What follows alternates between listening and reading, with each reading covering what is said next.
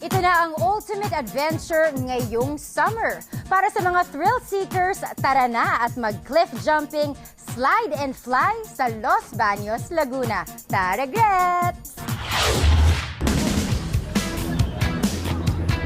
Sa Barangay Tadlac, Los Baños, Laguna, matatagpuan ang isa sa pinakabago at pinaka-exciting na summer destination ngayon.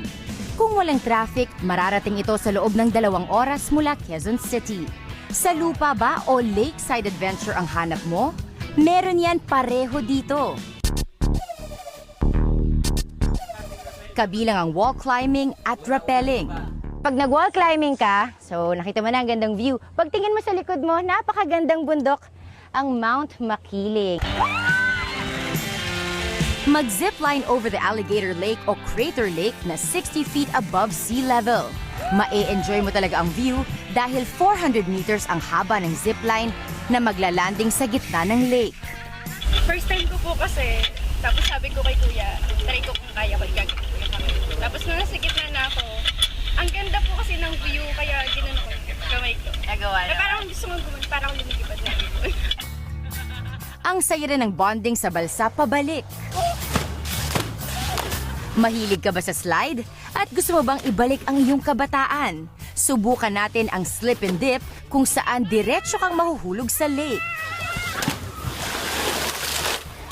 Kung bitin ka pa at gusto mo pang lumipad pagkatapos mong mag-slide,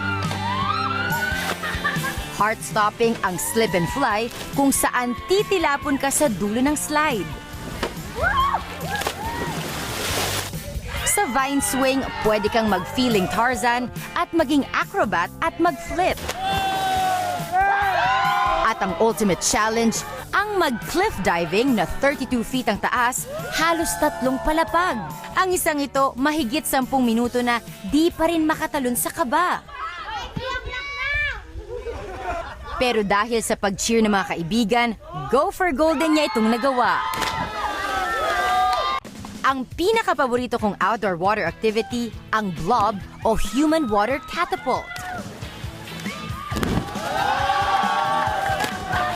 Hindi nila sabihin na go na. Kaya ngayon, ang feeling ko naghahiga ako tapos hindi ko na alam. Umikot na pala ako.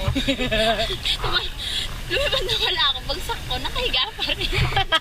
Hindi ako nakapagsalita. Talagang one of a kind ang bonding ng barkada. Refreshing ang maligamgam na tubig ng Crater Lake at di mo mararamdaman ang pagod dahil ang saya ng activities.